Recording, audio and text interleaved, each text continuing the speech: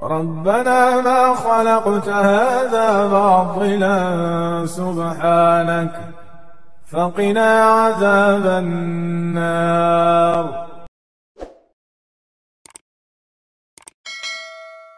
Sekalian, semua yang Nabi sampaikan itu benar adanya. Semua yang Nabi sampaikan itu benaran, itu nggak perlu diragukan, memang benar.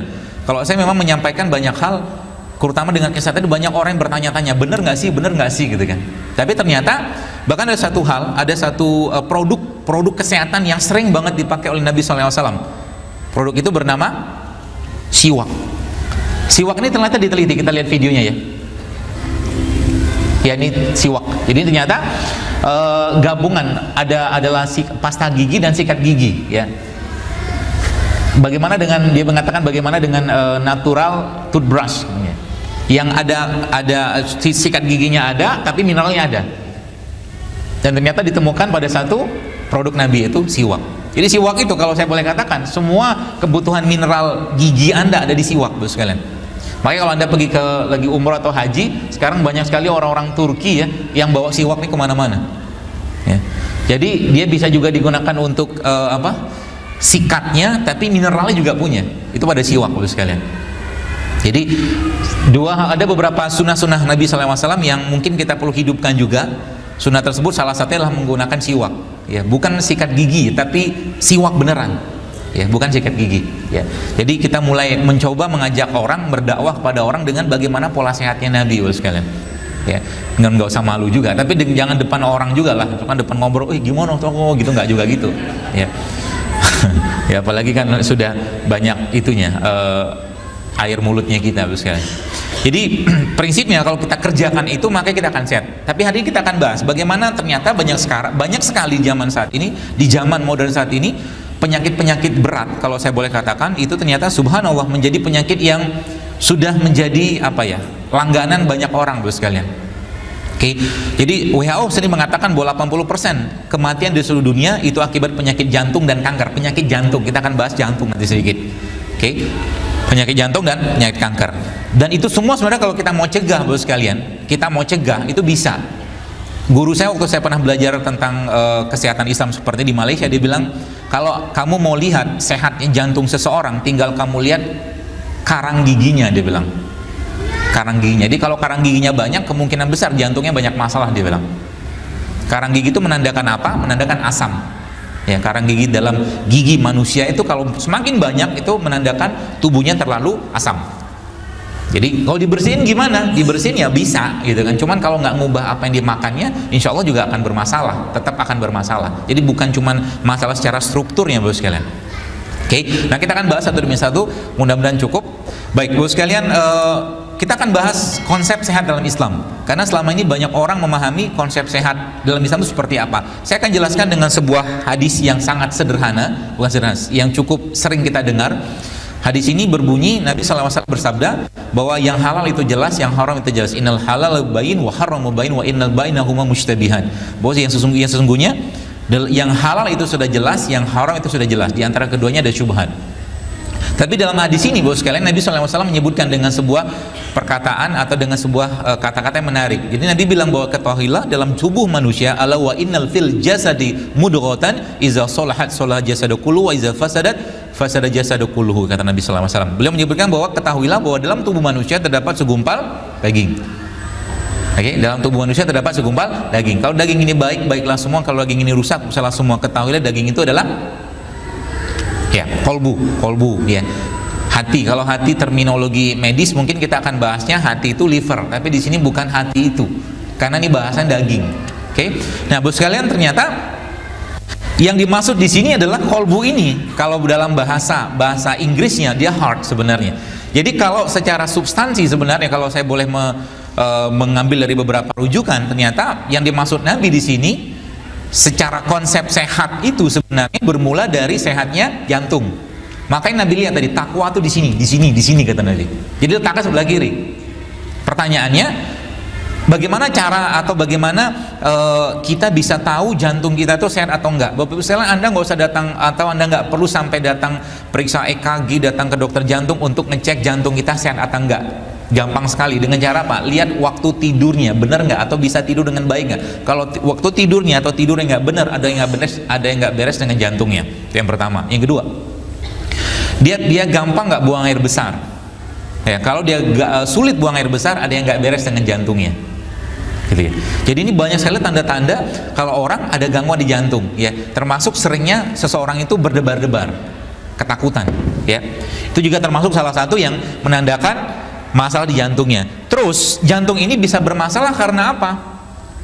Kalau dalam Al-Quran Allah sebutkan dalam sebuah ayat gitu kan. Jadi kolbu ini menjadi salah satu kata yang sering banget disinggung-singgung oleh Allah dan Rasulullah SAW. Bahkan Nabi sering menyebutkan atau membaca sebuah doa yang sering banget kita dengar, yaitu ya muqallibal qulub tsabbit qalbi ala dinik, ya musarrifal qulub sarrif qulubana ala taatik. Jadi prinsipnya secara fisik, kayak saya nggak bahas secara ruhiyahnya, kita bahas secara fisik aja. Ternyata kalau mau sehat tubuh kita, maka perbaiki jantung. Pertanyaannya, jantung itu berbagi dengan apa? Sekarang kita balik, jantung itu bisa bermasalah karena apa? Oke, nah jantung bisa bermasalah secara fisik, ya. Sebenarnya pastinya karena produk makanan. Produk itu adalah produk yang berhubungan dengan minyak-minyakan terutama. Ya, jadi kita mengenal beberapa jenis minyak, ada namanya minyak atau asam minyak yang mengandung asam lemak tak jenuh, sama minyak yang mengandung asam lemak jenuh. Ya, jadi asam lemak jenuh sama asam lemak tak jenuh. Yang jenuh apa? Seluruh produk-produk yang dimasak dengan menggunakan minyak kelapa, minyak goreng seperti itu. Itu lemak tak jenuh semua. Dan yang paling membahayakan sebenarnya justru malah kalau minyak itu sudah mengalami oksidasi tingkat tinggi, yaitu minyak yang berwarna hitam. Enak nggak rasanya? Enak. Ayam, bebek digoreng pakai itu buena apple, Pak. Ya, tapi bikin masalah sebenarnya, ya, karena sudah mengalami oksidasi yang terlalu berlebihan. Oke, terus solusinya apa? Solusinya apa? Ganti saja minyaknya, ya, ganti saja minyaknya dengan minyak yang bermanfaat buat jantung, dengan minyak yang bermanfaat buat jantung, tapi kandungannya beda, yaitu apa? Minyak-minyak yang mengandung asam lemak tak jenuh. Kalau bahasa nutrisinya unsaturated fatty acid, ya. Apa salah satu contohnya? Banyak contohnya, Bu. Saya berikan beberapa, saya bawa, karena kalau dibawa contohnya Anda mudah-mudahan bisa langsung ingat. Yang ini pertama minyak biji anggur, grapeseed oil, ya. Pertama ini. Yang kedua,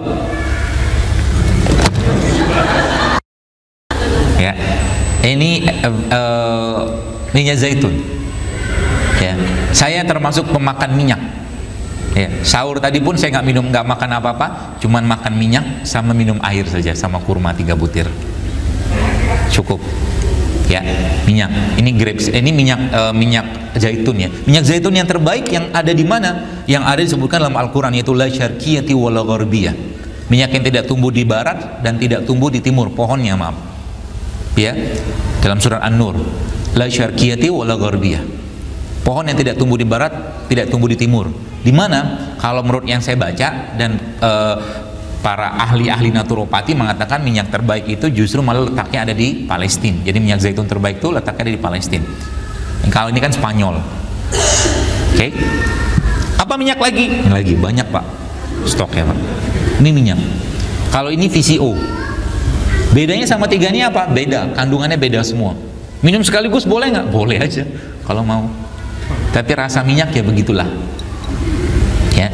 Apa bedanya dengan semua? Yang jelas kalau untuk, jadi gini, lemak itu dia bisa memberikan energi kalau terbongkar, terutama lemak-lemak yang bersifat lemak jenuh, maaf, kalau terbongkar dan menjadi lemak baik, gitu ya. Makanya kita disuruh bergerak. Nah, ternyata minyak-minyak seperti ini, Bapak sekalian, ini bisa memberikan energi tapi untuk jangka panjang. Dia butuh waktu beberapa saat, beberapa jam untuk diolah tubuh. Ya, makanya nggak langsung cepat. Jadi kalau Anda lemes, jangan minum minyak, lama segernya. Tapi kalau lagi lemes, Anda makanlah karbohidrat yang rasanya manis, cepat. Makanya kita disuruh Nabi SAW makan kurma, kan?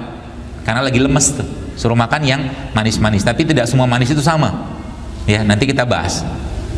Kalau ini jelas semua minyak-minyak ini kalau Anda makan, maka dalam riset yang saya baca itu jantung Anda akan clean, jantung Anda akan bersih. Tapi tidak cukup sekali 2 kali, Anda harus rutin minumnya. Ya, termasuk Visio ini salah satu yang saya senang ya. Sekarang pun saya lagi minum ini, kenapa? Karena Visio ini punya satu bahan atau asam namanya asam laurat. Asam laurat itu cuma ada di air susu ibu. Visio ini punya. Makanya ibu-ibu yang bukan ibu-ibu sih ya. Orang minum Visio ini biasanya BAB-nya bersih kayak anak bayi. Jadi kalau Anda mau tahu pencernaan kita sehat atau enggak, lihatlah hasilnya. Ya, tapi jangan dipelototin gitu terus, iya bener ya gitu, enggak juga gitu.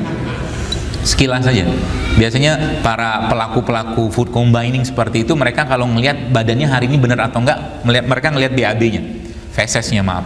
Ya, kalau fesesnya benar, ya benar gitu kan. Feses itu warnanya gimana? Anda googling aja, nggak usah kita bahas sekarang, nanti ilfil. Ya. Gitu ya sekalian, banyak sekali ya. Tapi ini beberapa pilihan yang kalau saya katakan pilihan terbaik. Kalau zaitun ini merupakan salah satu minyak yang Nabi SAW sangat suka menggunakannya, bahkan meminumnya. Bahkan Nabi, bagi anak-anak Anda yang ada masalah dengan ketombe, termasuk kutu, maaf gitu ya, zaitun ini cepat banget ngeluarin kutunya. Zaitun. Banyak jenis zaitun ya sekalian. Ya, ada beberapa jenis, tapi yang terbaik kalau Anda minum zaitun adalah zaitun yang judulnya ataupun namanya extra virgin olive oil. Ya, kalau Anda lihat nutrition fact di belakangnya itu nggak ada lemak, saturated fatnya hampir-hampir nggak ada sebenarnya ya zaitun. Kolesterolnya apalagi nggak ada. Jadi minyak tapi nggak ada kolesterol. Ya, jadi masalah kita zaman sekarang, jantung kita bermasalah gara-gara apa? Ya gara-gara kebanyakan lemak jenuh. Gitu. Jadi kalau Anda misalkan disodorin gorengan gitu kan, sodorin gorengan sama rebusan, kalau saya pribadi memilih rebusan daripada gorengan.